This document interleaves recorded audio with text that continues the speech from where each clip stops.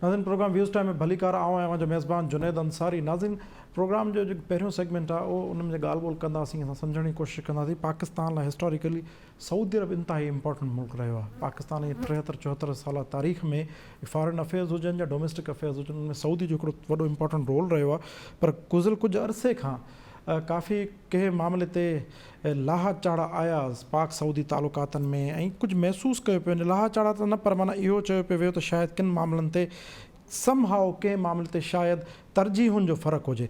इन ई मामले खे सम्झण लाइ अॼु असांखे ख़ुसूसी तौरु प्रोग्राम में जॉइन कयो आहे सीनियर तज़िये निगार, पाण फॉरेन अफेयर्स ते बि लिखंदा आहिनि, मराकश जा एज़ाज़ी एम्बेसडर बि आहिनि, मिर्ज़ा इश्तियाक बेग साहब। उन सां गॾोगॾु डॉक्टर अयूब शेख साहब, इनाम भट्टी साहब, एज़ाज़ उमरो साहब। सभ खां पहिरियां हलूं था मिर्ज़ा इश्तियाक बेग साहब। मिर्ज़ा साहब, आप मुझे सुन पा रहे हैं? मिर्ज़ा साहब, आज आपका एक आर्टिकल आया है पाक सऊदी ताल्लुकात में गर्म जोशी। उसमें आपने काफ़ी गहराई से और तज्ज़ियाती अंदाज में जायज़ा लिया है पाक सऊदी ताल्लुकात का। उनमें से कुछ चीज़ें आपने वहाँ पे बयान की हैं, जिसमें कैनेडियन सफ़ीर का भी आपने हवाला दिया, और आर्टिकल के आखिर में आपने ये बयान किया है कि हम $5 अरब के ज़ेर तरसीलात लेते हैं, और हमारे कम से कम 20 लाख से ज़ायद अफराद सऊदी में मुकीम हैं, जो वहाँ से तरसीलात ज़र के मद में हमें $5 अरब भेजते हैं। बगौर अगर जायज़ा लें तो आपके ख़्याल में पाक सऊदी ताल्लुकात इस वक्त किस नहज पर मौजूद हैं, और कैसे बेहतरी आ सकती है? किन किन मामलात पे ज़्यादा काम हो सकता है, और उसको कैसे करना चाहिए? क्या हमारी फ़ॉरेन पॉलिसी और फ़ॉरेन अफेयर्स के मामला जो देख रहे हैं, ख़ास तौर पे फ़ॉरेन ऑफिस, क्या वो अपना काम पूरी तरह से कर रहे हैं? So thank you so much for taking me on your show जी। देखिए, आज मेरा जो कॉलम है बड़ा पसंद किया गया है लोगों में, क्योंकि बड़ा एक तज़िया मैंने पेश किया है कि पिछले कुछ महीनों में हमारे ताल्लुकात बहुत ख़राब हो गए, और उसकी वजह भी मैंने बतलाई कि जब हमने OIC को क्रिटिसाइज़ किया हमारे फॉरेन मिनिस्टर ने, तो सऊदी अरब, क्योंकि वो उनका बानी है OIC का और उस पर बड़ा इन्फ्लुएंस रखता है, उसने इसको तनकीद को अपने पे तनकीद तस्वुर किया, जिसके बाद हमारे ताल्लुकात इतने ज़्यादा ख़राब होने लगे कि उन्होंने हमसे $1 बिलियन जो लोन था वो भी वापस मांगा, और डेफर्ड ऑयल जो पाकिस्तान को सप्लाई कर रहे थे वो भी उन्होंने रोक लिया। बात यहाँ पे ख़त्म हो जाती तो सही। जब हमारी बदमज़गी पैदा हुई और सदमोरी पैदा हुई और हमारे ताल्लुकात में ख़राबी आई, तो इंडिया के जो मिनिस्टर आर्मी चीफ हैं, पहली बार ऐसा हुआ है कि उन्होंने इमीडिएटली वहाँ का दौरा किया और उनसे कोशिश की कि किसी तरह जो भी गलतफहमी है इसको हवा दी जाए। और उन्होंने उनसे ये भी कहा कि जी देखें, आप फिक्र नहीं करें, हम आपको मुसलमान फौजी अपने आप को भेज देंगे हिफाजत के लिए, क्योंकि पाकिस्तान के इस वक्त काफ़ी ट्रूप्स वहाँ पे मौजूद हैं सऊदीया में। और साथ में उन्होंने कहा आप इनके वर्कर्स को भी वापस भेजें, और हम मुसलमान वर्कर्स आपको प्रोवाइड कर देंगे इसकी जगह पे।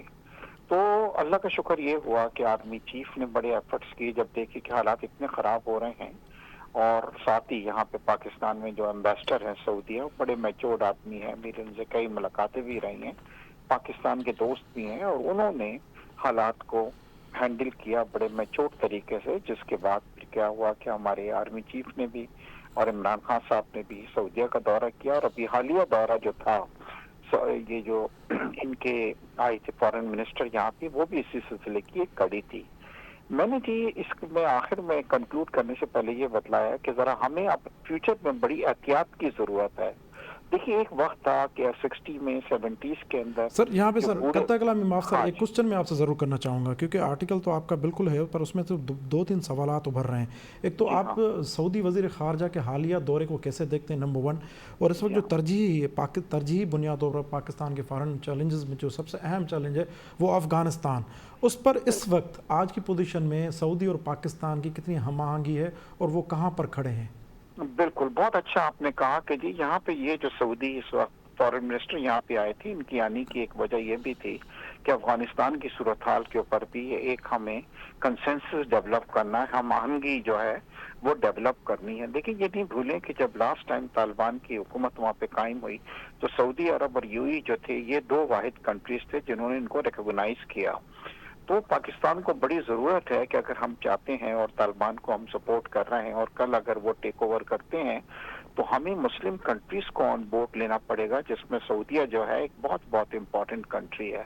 एक अच्छी गुड न्यूज़ ये है कि सऊदीया जो था, जो उनके फॉरेन मिनिस्टर्स आए थे, उन्होंने एक अच्छी हमारी कंसेंसस डेवलप हुई है अफगानिस्तान के मामले के ऊपर, और इंशाल्लाह कल को जो भी वहाँ पर डेवलपमेंट्स होती हैं आप देखेंगे कि ना सिर्फ हमारी सऊदीया की बल्कि यूएई की और दूसरी मुस्लिम कंट्रीज की भी हमें सपोर्ट उसके अंदर हमें हासिल होगी, क्योंकि अफगानिस्तान का मसला इतना गंभीर मसला है कि अगर पाकिस्तान ये सोचता है कि अकेले बैठ के वो इसको हल कर लेगा तो नहीं होगा, उसमें हमें जरूरत पड़ेगी। और सऊदी हमारे लिए रियली पहले भी उन्होंने हमारी हेल्प की थी जब तालिबान की हुकूमत काम हुई थी, और इस बार भी हमें उम्मीद है कि वो हमें अकेले नहीं छोड़ेंगे। जी, इसमें एक सवाल है, आखिरी सवाल जो आपसे मैं समझना चाहूँगा, आपका ये ख्याल है कि उम्र रसीदा जो क़यादत है, सऊदी क़यादत, उनकी तरजीहात और उनकी हैंडलिंग का एक अलग तरीका था बनिस्बत नौजवान क़यादत के, तो आपने इनडायरेक्टली फॉरेन ऑफिसर्स पे सवाल उठाए हैं कि उनका जो तरीक़ेकार है डीलिंग का सऊदीज़ के साथ वो वही है जो उम्र रसीदा क़यादत के साथ था, जबकि अब एक नौजवान क़यादत है, उनकी तरजीहात में फ़र्क है, तो हमारा फॉरेन ऑफिस वो तरजीहात में फ़र्क नहीं कर पा रहा। बिल्कुल आपने सही कहा है, और ये जस्ट है मेरे कॉलम का जिसमें मैंने जोर दिया है कि हमें बड़ी एहतियात की जरूरत है। देखिए, जैसे मैंने आपको बताया कि पहले जो सऊदी बादशाह होते थे 80-80 साल के, उनकी पाकिस्तान से एक बहुत ज्यादा अटैचमेंट थी, बड़े उसके अंदर मैच्योर्डनेस थी, उनके अंदर पाकिस्तान को भाई समझते थे और वो छोटी मोटी बातों को दरगुजर भी कर जाते थे। अब वहाँ पे जो क्राउन प्रिंस आए हैं, अमेरिका के पड़े हुए हैं, मेंटालिटी उनकी डिफरेंट है, यंग हैं, जज्बात से भरे हुए हैं, छोटी मोटी बातें उनको ज्यादा बुरी लग जाती हैं। और मैंने एक मिसाल दी थी कि अभी कुछ अर्से पहले कनाडा से जनाब सऊदीया ने अपने ताल्लुकात खत्म कर दिए, उनका सफीर भेज दिया और अपने सफीर को बुला लिया, जो कि एक बहुत बड़ा एक मूव था। तो हमें अब ये देखना है कि जी हम प्लीज बड़ी एहतियात से करें, क्योंकि ये जो नई क़यादत है ये पुरानी क़यादत से बहुत मुख्तलिफ है, यंग लोग हैं, तो हमें बड़ी एहतियात बरतने की जरूरत है कि हम कोई ऐसी चीज नहीं करें कि जो उनको नागवार गुजरे और जिससे क्या हो कि हमारे ताल्लुकात फिर उसी सतह पे पहुंच जाए जिस सतह पे अभी कुछ अर्से पहले सर एक छोटी सी चीज़ समझूंगा, उसके बाद आपके हम टाइम ज़्यादा नहीं लेंगे। Where do you find differentiate between MBS Crown Prince and the Saudi King? Differentiate कैसे किया आपने इन चीज़ों को? सर देखिए, जो पुराने लोग थे ना, ये पाकिस्तान के बड़े रख रखाव वाले लोग थे, पाकिस्तान को ब्रदर कंट्री। मैं कभी नहीं भूलूंगा, मुझे नवाज शरीफ साहब ने ये किस्सा सुनाया था उनके भाई ने कि जब हम एटम बम का धमाका करके यहाँ से गए तो जी ये हालत थी कि हमारे पास मुश्किल से 150-200 मिलियन डॉलर पड़े हुए थे यहाँ पे, और जब गए तो उन्होंने कहा कि नहीं जी हम पाकिस्तान की मदद करेंगे, और ये बम उन्होंने कहा जो पाकिस्तान है ये सब हमारी इज्जत है ये। तो वो लोग जो थी उनकी सोच बहुत मुख्तलिफ थी, स्टैंड लेते थे, वेस्ट से भी स्टैंड ले लेते थे पाकिस्तान के लिए। बड़ी तालिबान के साथ उन्होंने हमारी जो मदद की है खुल के, पूरी दुनिया एक तरफ थी, उनको फाइनेंशियल हेल्प भी की जाती थी। तो थोड़े से ये जो हमारे क्राउन प्रिंस हैं इस वक्त ये थोड़े सख्त किस्म के हैं, जज्बाती भी हैं, डिसीजंस भी जो हैं उनके वो बहुत क्विक डिसीजंस होते हैं। तो हमें ये चाहिए कि जरा एहतियात की जरूरत इसके अंदर है। वो डेफिनेटली देखिए सऊदीया में बहुत बड़ी चेंज आई है। ये देखें, जो अब पहले ड्राइविंग अलाउ नहीं थी, अब लेडीज ड्राइविंग भी कर रही हैं वहाँ पे, दूसरी चीजें भी हो रही हैं। पहले जो चीजों को कभी आप तस्वुर भी नहीं कर सकते थे, अब वो चीजें हो रही हैं। ये शो कर रही है कि जो नई क़यादत है उसकी सोच जो है वो बहुत मुख्तलिफ है, मतलब।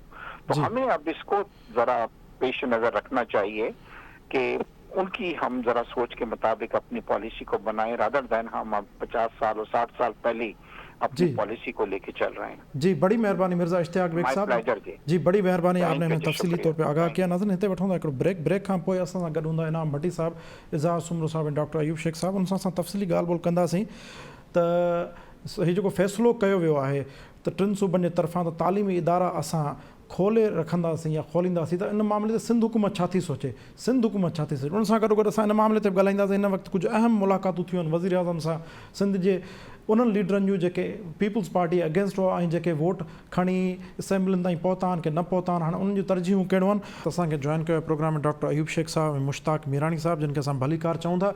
उन सां गॾोगॾु इज़हार सुमरो साहब ऐं इनाम भट्टी साहब पहिरियों ई मौजूदु आहिनि। हलूं था इज़हार सुमरे साहब। इज़हार साहब, तव्हां मूंखे ॿुधी रहिया आहियो?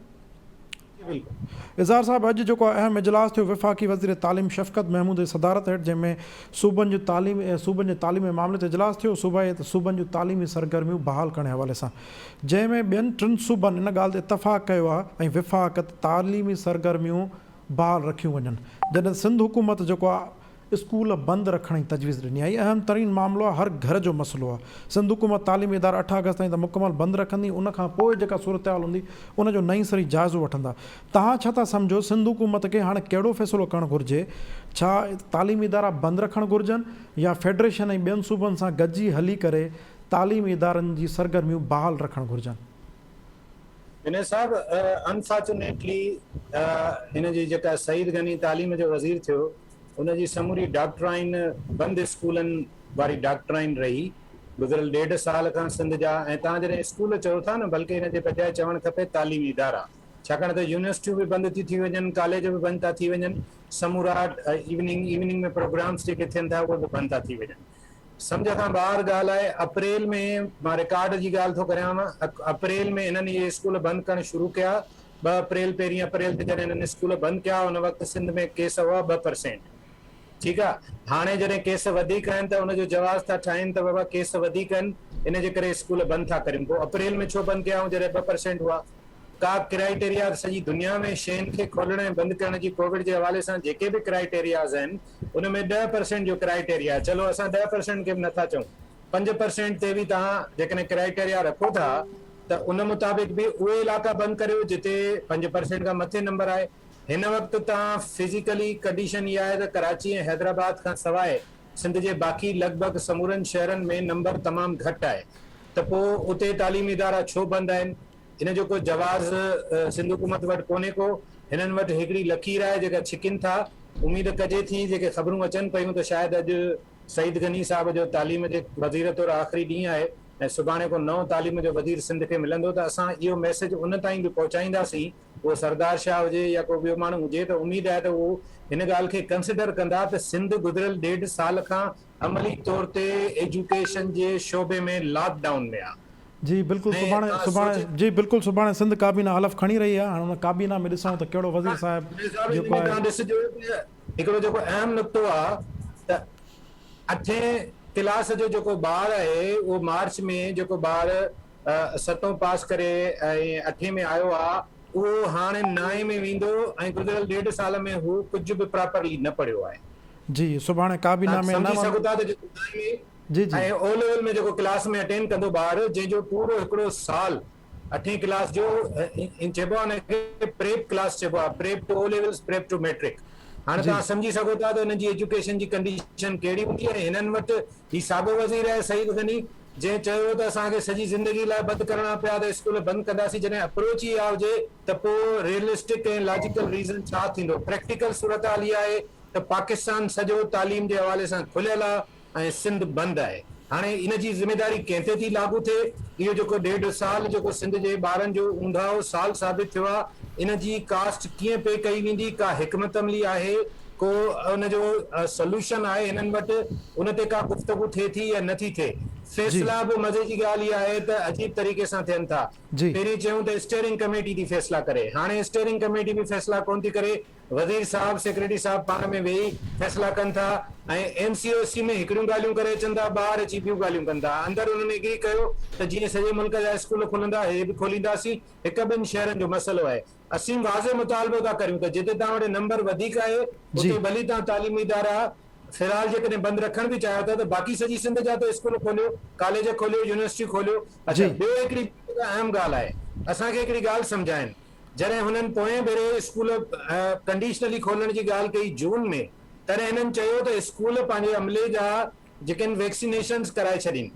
समूरनि गवर्नमेंट ऐं प्राइवेट स्कूलनि लॻभॻि वैक्सीनेशन कराए छॾी आहे।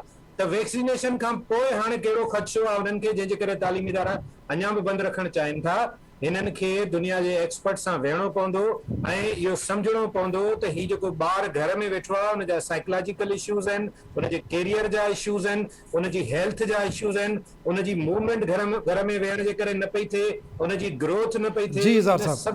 इक्वली ॾिसणो पवंदो गॾोगॾु कोविड जे लाइ। ऐं उन जे लाइ जेको पंजाब वारनि मॉडल अख़्तियार कयो आहे जुनेद साहब ॾाढो आइडियल आहे।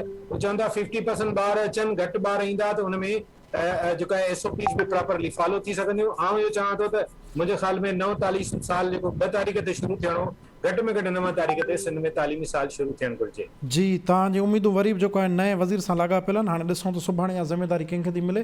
बाक़ी ख़बर इहा आहे त सुभाणे कुझु नवां चेहरा काबीना में हलफ़ बर्द पंहिंजो कसम खणंदा ऐं गवर्नर हाउस में। ख़ैर हलूं था डॉक्टर अयूब शेख साहब ॾे। डॉक्टर साहब तव्हां मूंखे ॿुधी रहिया आहियो? जी अदा।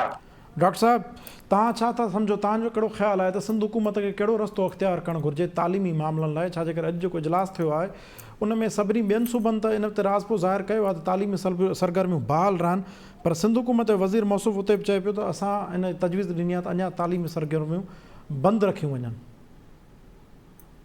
ऐं असुल ॻाल्हि इहा आहे त पॉलिसी त का आहे ई कान। पॉलिसी हुजे त ख़बर पए त जबल ते चढ़ण जे लाइ हेतिरी साई मुंझाइणी आहे, फिफड़ मज़बूत हुजनि, दिलि मज़बूत हुजे, डोरा मज़बूत हुजनि, जंगुनि जूं मुश्कूं मज़बूत, इहा पॉलिसी त आहे कान। हिते पॉलिसी हले थी अॼु हवा जो रुख कहिड़ो आहे सुभाणे कहिड़ो हूंदो, अॼु वज़ीर कहिड़ो आहे सुभाणे कहिड़ो हूंदो। हिकिड़े वज़ीर खे इन करे हटायूं ख़बर कान्हे छो हटायूं, ॿिए खे इन करे था हटाइनि ख़बर न आहे छो था हटाइनि, ऐं वरी साॻे खे इन करे था रखनि उनजी ख़बर न आहे त हिन 6-8 महीननि में आख़िर छा थियो जो जेको तव्हां ख़राब करे कढियो उनखे वरी बहितर करे था आणियो। इन करे पॉलिसी जी ॻाल्हि कंदा ई लॻी। हवाउनि जे ज़ोर ते, हवाउनि जे रुख ते हुकूमतूं हलनि थियूं, उन्हनि ते ई हलंदियूं पियूं, ऐं इन करे घणो करे पंहिंजे मथे में सूर न विझंदा कयो, ऐं मथे जे सूर जो इलाज छा हुजणु खपे उन ते ॻाल्हाईंदा कयो। सर मथे जे सूर जो इलाजु ॾसियो न, हिकिड़ो साल हले थो सरदार शाह साहब, 1 साल हलियो, वरी सरदार शाह साहब खां 2019 जी लॻभॻि सेप्टेंबर में मिनिस्ट्री वापसि अची वई, 2 साल सईद गनी साहब हलियो आहे, हाणे वरी सरदार शाह साहब खे बकोल जे करे तव्हांजी ॻाल्हि खे मतिलबु जो तव्हांजो इशारो जी जी उहो ई तइ थी वियो न सर। हलो ठीकु आहे, शाह साहब जेके वापसि आणनि था त कहिड़नि टर्म्स ते आणींदा, भला इन ते अॼु ॻाल्हायो खुली करे। मां त चवां त सिंध सरकार त इहो पंहिंजी चार्ज शीट हिकिड़ो दफ़ो ठाहे थी, ॿियो ड्राए थी, वरी ठाहे थी न सर। उन ते ॻाल्हायो अॼु भला सर, तव्हां पॉलिसीज़ ते ई सवाल उथारियो आहे त हीअ चेहरा बदिलाइनि था, पॉलिसीज़ बदिलाइनि नथा, त तव्हांजे ख़्याल में इहो छो आहे? मां त चवां त हिकिड़े माण्हूअ खे तव्हां हिकिड़ी फील्ड में न आयल सम्झी तब्दील था कयो त तो मज़ो न कयो, ठीकु आहे जी। अवल जॾहिं तव्हां हुनखे रखियो त का हुनजी PhD डिग्री, को एजुकेशन में तजुर्बो हुयुसि, को डॉक्टर नबी बख्श बलोच हो, को MH पंवर हो, को रसूल बख्श पली जो इब्राहिम जो हो, कहिड़ा भला पढ़ियल आहिनि इहे? जी सर। नंबर 1। नंबर 2, वरी तव्हां जॾहिं ॿियो उनखे हिकिड़े खे हटायो था त उहा चार्ज शीट हुनजी, उनजो छा थियो? हलो चार्ज शीट तव्हां सर तव्हांजे ख़्याल में उहा चार्ज शीट कहिड़ी भला? अॼु थोरो खुली था ॻाल्हायूं। साईं तव्हां एजुकेशन डिपार्टमेंट मां हिकिड़े वज़ीर मौसूफ़ खे हटायो ई इन करे था त ज़रूर कमु न कयो अथई न। जी सर। जेकॾहिं कमु न कयो अथई त उन चार्ज शीट जो छा थियो? वरी तव्हां साॻे ई सरदार शाह साहब खे रखो था त इन जो मतिलबु आहे चार्ज शीट बिना कंहिं एक्शन जे तव्हां ड्राए छॾी आहे न। जी सर, मतिलबु तव्हांजो ज़ोर आहे चार्ज शीट ते चार्ज फ्रेम अञा जेका कई अथनि उहा ज़ाहिर न पिया कनि। कुझु कोन्हे, तव्हां रुॻो मथे जे सूर जी टिके ते सोचींदा। सर उहा टिकी तव्हां तजवीज़ कयो न, तव्हां असांखे बि कयो, इज़हार सुमरे साहब खे बि कयो, उहो बि सवाल घणा थो करे, उनखे बि ॿुधायो त उहो टिकी कहिड़ी वठे। मां त सवाल घणा कया ई नथो, मां चयो एतिरो न सोचो। हिकिड़ी ॻाल्हि सफ़ा सवली आहे, उहा हीअ आहे त मिसाल चयो ही फलाणे जो माण्हू आहे इन करे हिन दफ़े काबीना में कोन्हे, ही फलाणे जो माण्हू आहे इन करे ही काबीना में अचे पियो जी, ही फलाणे जो माइट आहे इन करे काबीना में न हूंदो, ही फलाणे जो माइट आहे इन करे काबीना में ईंदो। जी साईं। हिन रिज़ल्ट फलाणे हंधि सही न ॾिनो इन करे हिनखे हटाइनि था, हिन न ॾिनो इन करे हिनखे वॾी वज़ारत मां नंढी वज़ारत। बसि साईं मां इज़हार सुमरे साहब खे गुज़ारिश कयां थो आईंदा जेको आहे न गैर ज़रूरी सवाल न करे त काबीना में तब्दीलियूं छो थियूं थियनि, उन्हनि खे घणी हुण तोड़ा बार बार त हिकिड़े खे ॾियनि था ॿिए खे ॾियनि था। हलाऊं था इनाम भट्टी साहब ॾियो, काफ़ी देरि खां इंजॉय वेठो करे तव्हांजे तज़िये खे। इनाम साहब नो क्वेश्चन, योर कमेंट सर। साहब जो साईं हुकुम अखियुनि ते। जी सर। मसइलो इहो आहे त तव्हीं जेको आहे हरू भला वीचारे अयूब खे छो था फासायो, तव्हां चार्ट शीट बि हुन खां था जेको आहे सो लिखायो त उहो ॿुधाए त कहिड़ी आहे, तव्हां लिस्ट बि हुन खां था ज़ाहिर करायो त वज़ीर कहिड़ो थींदो सुभाणे, छो वीचारे जे हरू पुठियां पिया आहियो बाबा, हुनखे छॾियो, हुन सुभाणे वरी का बि ॻाल्हि हेठि मथे थी पए सॼी वरी अयूब जी सर जी जी अयूब साहब जी सर ॿुधायो सर अब मूंखे त ॻाल्हाइण टाइम सर पूरो सर तव्हांखे गुज़ारिश करे हिकिड़ो मिंट वठां थो। तव्हांजूं ॻाल्हियूं ई ॿुधियूं इनाम भट्टी केसि ताईं ॻाल्हियूं कंदो, कुझु कमु कयो। अयूब साहब एडवाइज़रनि जा नाला ॿुधायो। बाबा एडवाइज़र ॾिसो न जी सर, माना पहिरीं चयो त जाम ख़ान शोरो न हुजे, हुनजी जाइ ते जबार ख़ान हुजे। जी सर, हाणे जाम ख़ान शोरो अची वियो, जबार ख़ान हटिजी वियो। ठीकु आहे सर, ॿियो हाणे चवनि था त जनाब मंज़ूर हुसैन वसाण जेको आहे उनखे एडवाइज़र था कयो। निसार खोड़े साहब जी जॻह ते, निसार खोड़े साहब खे जी जॻह ते त वरी बिल्कुलु नओं चहिरो थो अचे न, मंज़ूर वसाण त तजुर्बेकार आहे। जी सर जी अच्छा उहो कहिड़ो चहिरो आहे? साईं उहो चहिरो त ॿुधायो न भला, थोरी घणी असांखे बि ॼाण ॾियो न। माण्हू ज़िया अब्बास खे था ॾियनि। अच्छा टंडरे अलायार मां ज़िया अब्बास शाह खे था, ज़िया अब्बास शाह साहब खे था ॾियनि, अली नवाज़ शाह साहब जे भाणे जे गाॾियूं हाणे टंडोलार ॾे रवानी थियनि न डॉक्टर साहब। जी ठीकु आहे जी साईं, लियाकत हस्ताणी खे था ॾियनि, साजिद जोखे खे था जी ॾियनि। सर जी सर ऐं पंहिंजो नासिर हुसैन शाह जा उहिदा तब्दील था थियनि, सईद गनी जा उहिदा तब्दील था थियनि। सरदार शाह साहब जी वापसी आहे। सरदार शाह खे कल्चर समेत ॾियनि था एजुकेशन, ऐं कल्चर बि हुन खां बसि जीअं उहा चमाऊ गोली घुसी वेंदी आहे खल तो न, ईअं घुसी वई बची वई बसि। ठीकु आहे सर अयूब साहब, हाणे इनाम भट्टी साहब जो टाइम आहे, हुनखे गुज़ारिश करे ख़ासि तव्हांजे लाइ 2 मिंट वरिता वियासीं। इनाम साहब जी साईं। नहीं आऊं त चवां थो पहिरीं ॻाल्हि त अयूब साहब वारी ॻाल्हि इहा वाकई सही आहे त न को पॉलिसी मेटर आहे न को चार्ज शीट आहे, हिते सिर्फ़ु ईअं ई एਵੇਂ ई बसि वज़ारतूं मिलंदियूं वरी वज़ारतूं तब्दील जी को बि हुनजे पुठियां पस मंज़र न हूंदो आहे। कॾहिं कॾहिं ईअं हूंदो आहे त कंहिंखे का ॻाल्हि कंहिंजी वणी वेंदी आहे, कंहिंखे कंहिंजी ॻाल्हि का नापसंद थी वेंदी आहे, पोइ नापसंदीदगी कंहिं तमामु हाई अप्स ते थिए थी त यकदमि चवंदा असां इहो माण्हू हितां बसि हटियल ॾिसण था चाहियूं, पोइ माण्हू हटिजी वेंदो आहे, पोइ बाक़ी वरी सभु साॻियूं शयूं हूंदियूं। तंहिंजे करे आउं सम्झां थो त मामिलो ईअं ई हूंदो। पीपल्स पार्टी जेकॾहिं अॼु ॾींहं ताईं माण्हूअ जी कारकर्दगी ते, माण्हूअ जी अहलियत ते, माण्हूअ जी क़ाबिलियत ते वज़ारतूं विरहायूं हुजनि हा त संदन कैबिनेट एॾी बहितरीनु हुजे हा, माण्हू उन्हनि वटि ईअं कोन्हे त को सॼी सिंध असेंबली जे अंदरि को माण्हू ई कोन्हनि, को अहल ईमानदार क़ाबिल माण्हू न हुजनि, ईअं मुमकिन कोन्हे। पर कहिड़ा माण्हू घुरिजनि था ऐं कंहिंखे घुरिजनि था, इहो सॼो अहम सुवाल आहे। तंहिंजे करे जेका तब्दीली अचे पई ऐं इन खां वधीक कोन थो कुझु ॻाल्हायां। हाणे अचूं था असुल सवाल ते सर तालीमी इदारे पॉलिसीज़ जेको त कोविड वारे सॼे इन माहौल में हिननि जी का बि वर्किंग प्रॉपर कोन्हे जो हुनखे डेटा एनालिसिस जे बुनियाद ते वेही करे डिसीशन्स कनि। अक्रॉस द बोर्ड बसि हिकिड़ो ई डिसीशन कनि था बंदि, पर हिकिड़ो ई डिसीशन कनि था खुलियल, त का बि हिन जे विच में ॿी का आहे कोन। मिसाल तौरु अॼु मूंखे ॿुधायो त जोही में जेकॾहिं स्कूल बंदि आहे त जोही में को कोविड जो रेशो एतिरो ई आहे जेतिरो कराची में आहे, लाड़काणे में भला, कश्मीर में भला। त जेकॾहिं तव्हां सॼी सिंध जा ईअं ई अक्रॉस द बोर्ड स्कूल बंदि था कयो त घटि में घटि को त सिस्टम ॿियो इहो बिल्कुलु वाकई इहो माक़ूल जेको आहे सो हिकिड़ो सुवाल आहे त जॾहिं तव्हां वटि 18 सालनि खां घटि वारे जे लाइ वैक्सीन आहे कोन, एजुकेशन जे डिपार्टमेंट में तव्हां सभिनी खे वैक्सीन लाज़िम करे छॾी, त पोइ बाक़ी जेके ॿार ईंदा वेंदा, जेके टीचर पढ़ाईंदा, उन्हनि खे छो तव्हां बंदि था कयो एजुकेशन खे? या त पोइ तव्हां इहो चओ त भई जेसीं ताईं वैक्सीन अचे कोन थी नंढनि ॿारनि जी बि तेसीं ताईं तालीम कोन खुलंदी। जेकॾहिं तालीम जो सॼो तालुक़ु इन सां आहे वैक्सीनेशन सां, त वैक्सीन त उन्हनि खे थी वई जेके पढ़ाईंदा, बाक़ी जेके पढ़ंदा उन्हनि जो यूनिवर्सिटियुनि में बि असां जेके अबोव 80 आहिनि सभिनि ते असां इहो लागू करे छॾियो त को बि ॿार वैक्सीन सर्टिफिकेट खां सवाइ इंटर न थींदो। पोइ वैक्सीन सभिनी कराई, जेके बि आया उहे इंटर थिया। प्लस में जॾहिं इहा इंटरनेशनल सॼो जेको फिनोमिना ठहियो उन में बि हाणे इहो ई थियो आहे त हिकिड़े क्लास जे अंदरि 50% अटेंडेंस रखो। हलो जेकॾहिं हिनखे क़बूल था कयूं त वाकई इहो पेंडेमिक जेको आहे लिंगर ऑन कंदो ऐं अञा वॾो अरसो सॼी दुनिया ते जेकॾहिं रहे थो त सॼी दुनिया त उन सां एडजस्ट करे वरितो आहे, उन्हनि सम्झी वरितो आहे त डिस्टेंसिंग कीअं रखबी, SOPs कीअं इस्तेमालु कबियूं, कीअं 50% ते स्टाफ खे हलाइबो, कीअं 50% ते ट्रांसपोर्ट खे हलाइबो ऐं कीअं हुनजी इकोनॉमी मैनेज कबी।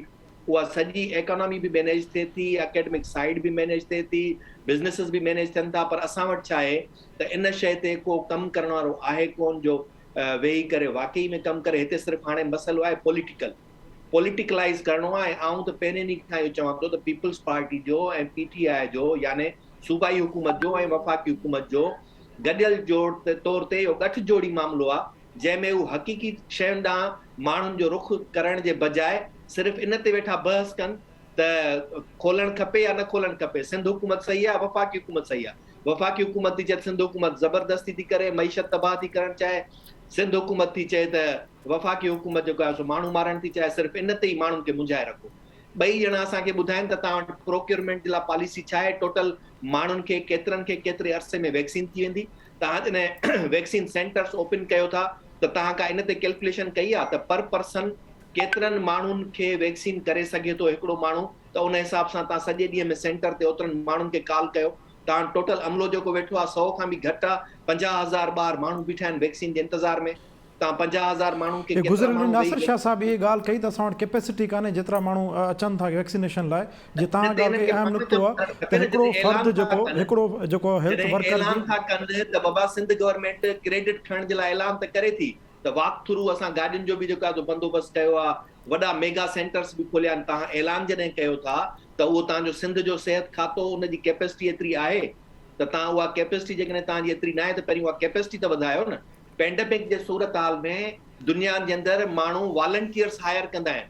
तव्हां वटि घणा बेरोज़गार डॉक्टर वेठा आहिनि सॼी सिंध में, सरो बेरोज़गार डॉक्टर हायर कयनि, वरी उन्हनि जूं सैलरीज़ बंदि कयनि, सैलरीज़ लाइ वरी उन्हनि एहतजाज कयो, उहो 90 ॾींहंनि खां पोइ किन खे एक्सटेंशन मिली किन खे न मिली। मामलो इहो आहे त तव्हां पंहिंजे फाइनेंसिस खे, तव्हां पंहिंजी कैपेसिटी बिल्डिंग खे जेकॾहिं मैनेज नथा करे सघो त पंहिंजी उन कोताही खे वाज़े कयो त असां में इहा कैपेसिटी कोन्हे, पाकिस्तान जे अंदरि फाइनेंशियल कैपेसिटी कोन्हे जो एतिरा माण्हू असां वॉलंटियर हायर कयूं।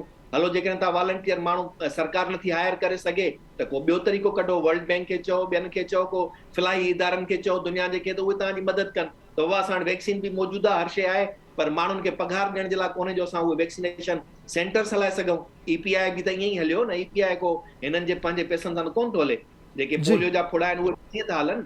त तव्हां उहे शयूं हिननि खां केरु पुछण वारो, छाकाणि त हिक ॿिए खां इन्हनि शयुनि ते केरु हिन खां सुवाल न पुछे, सिर्फ़ु हिननि खां इन्हनि ते सुवाल पुछो सिंध हुकूमत जो फ़ैसिलो सही आहे या वफ़ाक़ी हुकूमत जो फ़ैसिलो सही आहे। ऐं सम्झां थो गठजोड़ी तौर ते हक़ीक़ी मामलनि खां मुंहुं मोड़ण ऐं असली मसइले तां ध्यानु हटाए गैर ज़रूरी में फासाए रखण जे लाइ ॿई हुकूमतूं कामयाब वञनि थियूं। असुल माण्हुनि जो मसइलो हिननि खे हल करणो ई कोन्हे। जी तव्हांजी ॻाल्हि आहे त प्लानिंग त एग्ज़ीक्यूशन कीअं थींदी, उन एग्ज़ीक्यूशन लाइ कहिड़ा कहिड़ा घुरियल रिक्वायरमेंट्स आहिनि उन्हनि ते ई ॻाल्हाइण ई कोन था। जेको मैक्रो पर्सपेक्टिव में सिर्फ़ु फ़ैसिले ते ॻाल्हि ॿोल कई थी वञे, टाइम ई बिल्कुलु शॉर्टेज आहे। हलूं था, हिकु ॿियो अहम तरीन सुवालु आहे, सभिनी पैनलिस्टनि खे गुज़ारिश हूंदी त मुख़्तसर टाइम में पंहिंजी राय ॾियनि। अॼु वज़ीर आज़म साहिब सां सिंध मां चूंडियल जेके अहम माण्हू आहिनि, जेके GDA में बि आहिनि, आज़ादु उम्मीदवार बि आहिनि, PTI सां लाॻापियल बि आहिनि। PTI सां त ख़ैर न, उन्हनि मुलाक़ातूं कयूं आहिनि जंहिंमें महर साहिबान आहिनि, अब्बासी साहिबान आहिनि लाड़काणे जा। उनखां पोइ वज़ीर आज़म साहिबु कुझु अहम बयान ॾिना आहिनि जिन में हुननि जो चवणु आहे त सिंध में असां हाणे अचूं पिया। अॼु शाम कुरैशी साहिबु ख़ासि ॻाल्हि ॿोल कई आहे टाइम न्यूज़ सां, उन्हनि चयो त असां सिंध में अचूं पिया ऐं सिंध में असां तब्दीली आणींदासीं ऐं काफ़ी होपफुल आहिनि। गुज़िरियल अरसे खां त सिंध फतह करण जी ॻाल्हि पई थिए इमरान ख़ान साहिब जे तरफ़ां, पर जीअं त कोरोना वधी वई त मिठीअ में जलसो बि हुननि खे मुलतवी करिणो पियो। हलूं था एज़ार सुमरे साहिब। एज़ार साहिब, इन मुलाक़ातुनि खां पोइ तव्हांखे फ्यूचर में, नियर फ्यूचर में थींदे छा पियो नज़र अचे? एज़ार सुमरो साहिब, मां तव्हां सां पियो मुखातिब आहियां, तव्हां मूंखे ॿुधी रहिया आहियो? जी एज़ार साहिब, मुंहिंजो सुवालु अव्हां खां इहो आहे, जेको मुलाक़ातूं थियूं आहिनि इस्लामाबाद में अब्बासी साहिबान जूं, महर साहिबान जूं, ऐं काफ़ी अरसे खां इहा ॻाल्हि हले पई त PTI जे इमरान ख़ान साहिब जे नाले बि चवंदो सिंध फतह करणु अचे पियो, पर उहो वरी शाम कुरैशी साहिबु असां सां ॻाल्हायो आहे टाइम न्यूज़ सां, उनमें उनजो चवणु आहे त असां सिंध अचूं पिया ऐं सिंध जा मामला हाणे तरजीह बुनियादुनि ते हल कंदासीं। तव्हांखे नियर फ्यूचर में थींदे छा पियो नज़र अचे? लॻे थो त का भरपूर तयारी आहे। हाणे साबित थी वियो त हू जेको मुंझारो हो त लाड़काणे वारी जेका मुलाक़ात आहे उहा का इतफ़ाक़ी आहे या तहरीक इंसाफ़ खां हटी करे को हुनजो अलॻि एजेंडा आहे, उहा बि वज़ाहत थी वई। छाकाणि त अॼोकी मुलाक़ात में लाड़काणे जा इहे अब्बासी फैमिली जा बि माण्हू मौजूदु हुआ ऐं हाणे इहा ॻाल्हि चिटी थी वई त GDA जी जाइ ते पीपुल्स पार्टी खे सिंध में टफ टाइम ॾियण जे लाइ तहरीक इंसाफ़ हीअ नई रिथाबंदी कई आहे, छाकाणि त GDA पंहिंजा उहे घुर्बल ईअं खणी सम्झो त मक़सद हासिल न करे सघी।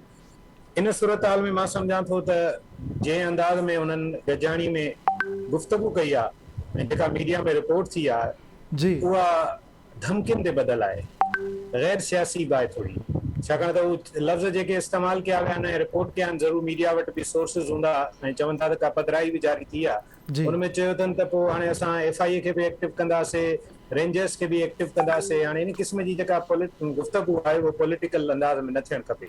पर ॿिए तरफ़ ॾिसूं त पीपुल्स पार्टी जो जंहिं पोज़ीशन में पाण खे अची बीहारियो आहे सिंध में, ऐं ख़ासि तौर ते ई जेके वेझर में कुझु मामला बेटनि खां वठी बहरिया वारे मामले ताईं, इन्हनि समूरनि मामलनि ते जेके पीपुल्स पार्टी खां ग़लतियूं थियूं आहिनि ऐं इवन गुज़िरियल ॾींहं में जेको मूं ॻाल्हि चई हुई त सूबे खे पुलिस स्टेट बणाइण जहिड़ा फ़ैसिला कनि था ऐं SHOs खे पावर्स ॾियनि था, इन क़िस्म जा फ़ैसिला गैर अवामी क़िस्म जा फ़ैसिला जॾहिं थींदा, तालीमी इदारा 1.5 साल बंदि रखिबा सबब बेसबब, इन्हनि सभिनीनि सूरत हाल में नौकरियुनि जे लाइ छोकिरा असांजा दरख़्वास्तूं ॾेई थकी पिया आहिनि, फीसूं भरे थकी पिया आहिनि, पर प्रैक्टिकली अञा ताईं उन्हनि खे कमीशन वारी नौकरियूं त ठहियो, पर हेठियूं जेके 7-8 ग्रेड वारी नौकरियूं उहे बि न मिली सघियूं आहिनि। जी इन समूरे पस मंज़र में हेल्थ जी सूरत हाल बि तव्हांजे साम्हूं आहे, एजुकेशन जी सूरत हाल साम्हूं आहे, ऐं जेकॾहिं सरदार शाह खे कट टू शॉट इज़हार साहब, कट टू शॉट तव्हां छा था सम्झो? जी जी तालीम जी वज़ारत वापसि ॾियनि था त साबित थियो त पोएं भेरे ग़लति फ़ैसिलो हो, त उहो ग़लति फ़ैसिलो तालीम जे हवाले सां छो कयो वियो। इहे सभु ॻाल्हियूं पाण साम्हूं रखूं त इहो चई सघूं था त PTI वटि पीपुल्स पार्टी जे लाइ सिंध में मुक़ाबिलो करण लाइ ऐं सियासत करण लाइ घणो कुझु आहे। जी जी ॾिसणो इहो आहे त उहे सिंध दोस्त केतिरा साबित थियनि जी, था। ॾिसणो इहो आहे त सिंध दोस्त केतिरा साबित थी सघंदा, हुननि जा फ़ैसिला टाइम घटि आहे। इनाम भट्टी साहब तव्हां छा चवंदो साईं? मां सम्झां थो जेको PTI पहिरीं जंहिं तरीक़े सां सोचियो हो त बग़ैर पॉलिटिकल कंहिं वर्किंग जे हुननि ईअं ई सिंध में सिर्फ़ु फर्दनि ते भाड़णु शुरू कयो।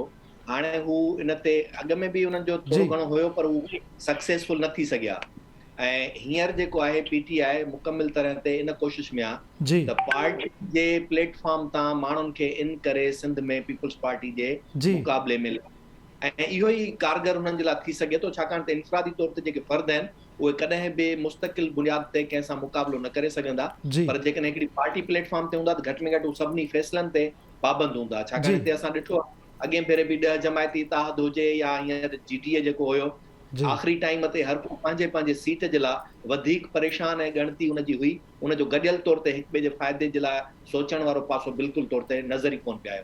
हींअर इन ई तरह सां अॻिते वधंदे मूंखे लॻे थो त कामयाबी। जी जी डॉक्टर अयूब शेख साहब तव्हां मूंखे ॿुधी रहियो? जी डॉक्टर साहब तव्हांजो कमेंट सारी मुलाक़ातूं थियूं सफदर अब्बासी साहब, अली गौहर मार साहब जूं, वज़ीर आज़म जूं जेको ख़बरूं अचनि पियूं त सिंध में असां FIA खे एक्टिव कंदासीं, रेंजर्स खे एक्टिव कंदासीं, नियर फ्यूचर में छा था ॾिसो सर? मां कुझु बि नथो ॾिसां, असुल ॻाल्हि आहे त मथे तव्हांजूं ॻाल्हियूं कंहिंसां कीअं थियूं थियनि। जी सर। ऐं नज़ीर चौहान जेकॾहिं दिलि जो मरीज़ थी थो वञे, डेथ बेड तो माफ़ी वठे थो, वरी उहो जहांगीर तरीन एक्टिव थो थिए, वरी ही थो थिए, जी सभु जेके आहिनि न ही ॻाल्हियुनि जो मामिलो आहे। जी डॉक्टर सफदर अब्बासी या मैडम नाहिद अब्बासी जा मामला न आहिनि। असल ॻाल्हि इहा आहे त मथां तव्हांखे हुकुम छा थो थिए, तव्हांखे काॾे वञिणो आहे, कीअं वञिणो आहे। मां तव्हांखे अंदरि हिकिड़ी ॿी ॻाल्हि ॿुधायां जी त पीपुल्स पार्टी संजीदगी सां हिन ॻाल्हि ते 2 हफ़्ता अवल सोचियो त जेको हाजी मुनवर अब्बासी जे मरतीअ ते बिलावल साहब वियो 2 दफ़ा जी, ऐं निसार अहमद खोड़ो वियो ऐं ॿिया सभु लीडर विया, जी जी छो न भला इन ख़ानदान खे वरी पीपुल्स पार्टी में आणाइजे। जी सर। ॻाल्हि इहा त मुख़्तलिफ़ शयूं आहिनि जेके मुख़्तलिफ़ मां नथो सम्झां कंहिं बि हवाले सां। जी जी पाकिस्तान जे विफ़ाक़ में कंहिं बि पार्टी खे चइनी सूबनि जी पार्टी बणाइण जो को पैगाम आहे। जी जी वॾी महिरबानी डॉक्टर अयूब शेख साहब, इनाम भट्टी साहब, इज़हार सुमरो साहब, तव्हां पंहिंजी क़ीमती राय असांखे आगाह कयो। न हिते वठूं था, हिते प्रोग्राम टाइम पंहिंजी पुॼाइण ते पहुची रहियो आहे। पंहिंजे मेज़बान जुनेद अंसारी खे ॾींदा इजाज़त, सदाईं गॾु।